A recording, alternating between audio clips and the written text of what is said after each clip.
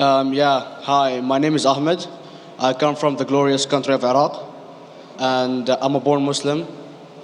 My problem is that I practiced Islam when I was. Brother, first we request questions from the non-Muslims. Once all the questions from non-Muslims are over, inshallah, we'll give you a chance. Yeah, but I'm telling you my problem only. Okay. But you said you're Ahmed and you're a born Muslim. I am born Muslim. But now are you a Muslim or not? I'm agnostic. Oh, so now you have left the religion of Islam. Yeah, I'm confused. Okay, fine. If you have left the religion of Islam, you can ask the question, brother. Okay. So my question is, how come I don't have the faith that you and the other Muslims have and some of my friends, even though I practiced Islam a lot and I even did Umrah, but I still do most of the sins that are forbidden in Islam, and I sometimes am lazy to do the prayer and the other subjects we have to do in Islam.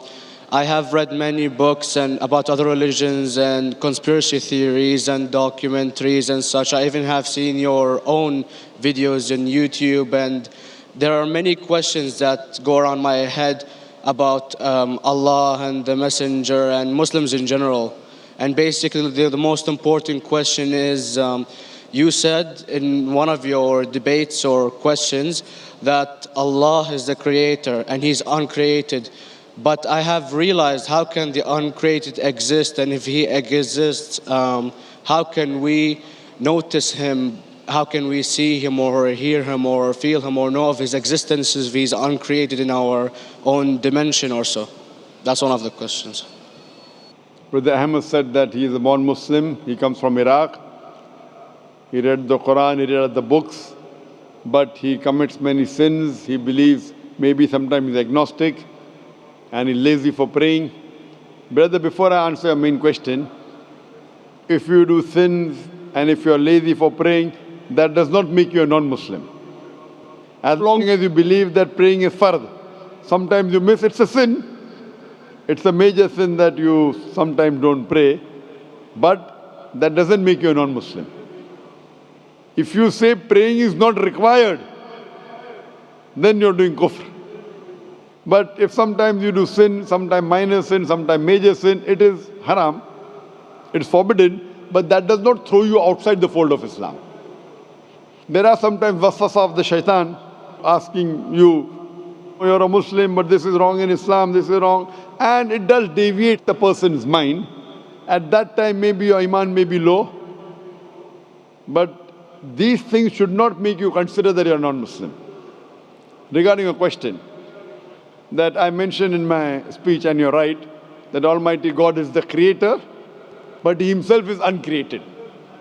You ask the question, how can the uncreated, how can we see the uncreated? And how it's possible? Allah subhanahu wa ta'ala is Khaliq, is the creator. And by definition, He's uncreated. Because normally people say that when they try and prove in logic that everything has a creator, who created this table, the carpenter, from where he got, from the tree, who created the tree, so it goes back to Allah. So when many of the people try to convince an atheist, they try and say that everything has a creator, and then they get trapped when the atheist asks him, who created Allah? So if you hear my tapes, I never go that way. I ask the atheist that how did you come to know about the universe? How did you come to know about the functioning of the stars, of the sun? And he says, and goes back, that the creator. So it's the vice versa. So if you know how to deal with logic, you don't trip over this problem with the atheist trap, the Muslims or the believers, by saying who created Allah. By definition, Allah is uncreated. And if you ask the question, who created Allah? If you have heard my tapes, I give the reply, that suppose a person comes and says that my brother John. Yeah, I know, I saw that, I heard that's funny, but I mean, how does he exist if he's uncreated? Not that is Allah. Automated. Yeah. That's the difference between you and Allah. How does he exist? Means he was existing. He doesn't have a beginning. You and I have a beginning, that's human being. So that's the difference between us and Allah. You can't say that Allah has to be like us. If Allah is like you and me, why should we worship Him? I see, but have you heard of the phenomenon, the Big Brother, used by various orders and political agendas to control the people and such by implementing it into multiple gods, and then later on it became a monotheistic religions all over the world to make it easier for Big the Brother, people sorry, to... I've never heard of the religion Big Brother. It's not a religion, it's like a theory, an idea, basically. For What does it example, say? yes? What does this idea say? What does it say? Is that when you have a big brother, it's easier for you to live life. When you have someone watching you the whole time, understanding you the whole time, protecting you the whole time, being with you the whole time, and you can talk to him, although he never talks to you back, maybe in your dreams, do it to your mind and such, it's easier for you to live. While a human who does not have a big brother and is not easily controlled into doing so and is having complete freedom is a danger for the major ruling powers and such. What does this say? I don't understand. Big Brother may be there, Big Brother may not be there. What does it have to do with Islam and God? What does it have to do? Because basically Allah is watching you the whole time. So you want to knows... say that Allah is like a big brother?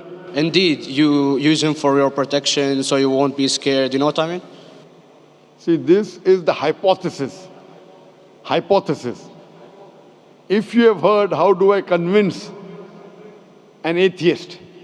If you have heard my answer, that you said that you're agnostic, you're atheist. Yeah. So first thing I do to an atheist is I congratulate him. What? I congratulate him. Have you heard my answer of atheist? Yeah, you congratulate them and stuff. But I haven't seen your debates with the atheist. I just saw your answers on some questions. Fine, so you haven't seen the answer of atheist. No, but I've seen your debate with David William Campbell. And that William Campbell is not an atheist. Yeah, yeah. Now, when an atheist tells me he does not believe in God like your theory of Big Brother, yeah, and if you believe in that theory, I will ask you, first thing I do to the atheist, I congratulate him. You know why?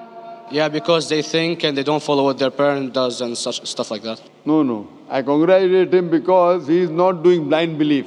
The other people are doing blind belief. He is a Christian because father is a Christian. He is a Hindu because father is a Hindu. Most of the Muslims are Muslim because father is a Muslim. He is thinking. He says there is no God. He has said the first part of the Islamic Shahada, La ilaha.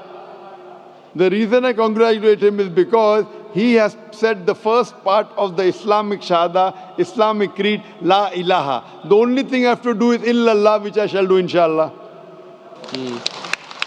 So if you have heard my answer, an atheist becomes an atheist because he believes in science, he believes in logic. Or I ask him that if an equipment is bought in front of him, which no one in the world has ever seen, and if the question is asked, that who will be the first person who will be able to tell you the mechanism of this new equipment? What is the answer? Of course, he's going to tell you the producer or the maker of this equipment. Creator, producer, maker. So when we ask him questions that how did this universe come into existence, he will talk about the Big Bang. This what we're going to talk is already mentioned in the Quran 1400 years ago in Surah Anbiya chapter number 21 verse number 30. Avalam yaral lazina kafaru anna samawati wal arda kanat ratkan fataknahuma. Do not the unbelievers see that the heavens and the earth were joined together and we clove them asunder. This what you came to know 50 years back is mentioned in the Quran 1400 years ago. Who could have mentioned that?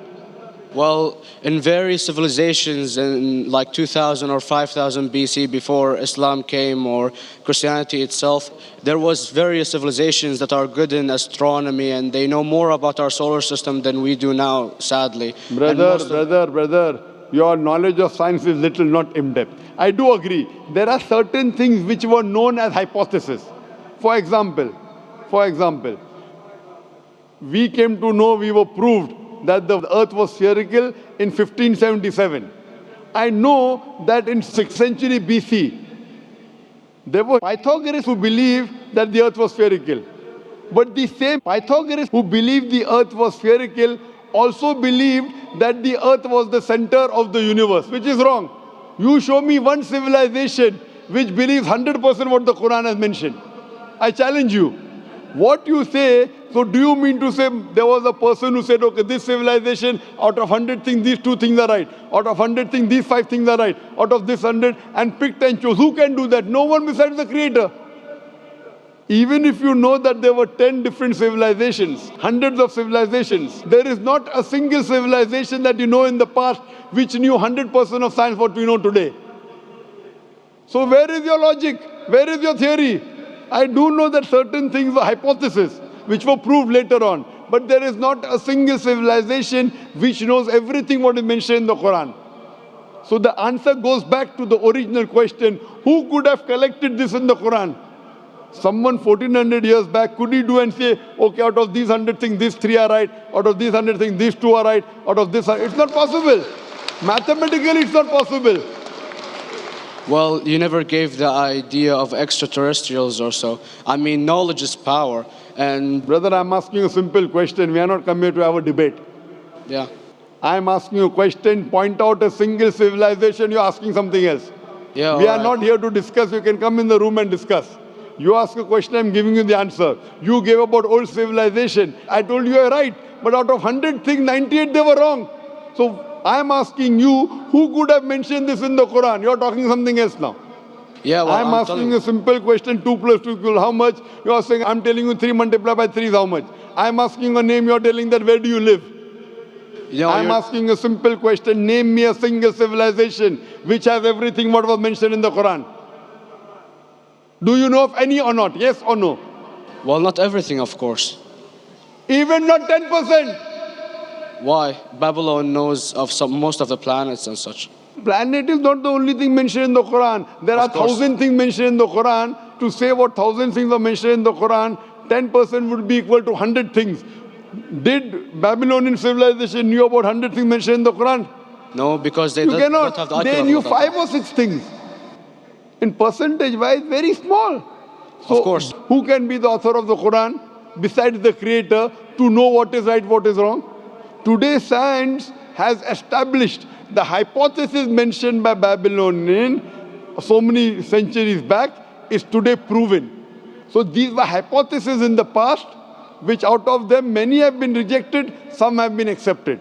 So to collect all which is 100% correct has to be from the creator and no one else. Hope that answers the question. Yeah.